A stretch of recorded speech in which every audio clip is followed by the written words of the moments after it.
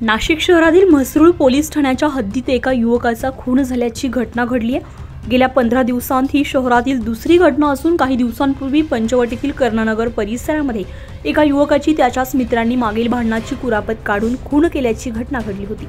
त्यानंतर काल पुन्हा एकदा म्हसरूळ परिसरामध्ये एका युवकाची हत्या झाल्याची घटना घडली आहे। याबाबत अधिक माहिती अशी की प्रशांत अशोक तोडकर वय वर्ष 28 राहणार आदर्शनगर रामवाडी असं हत्या झालेल्या युवकाचं नाव आहे।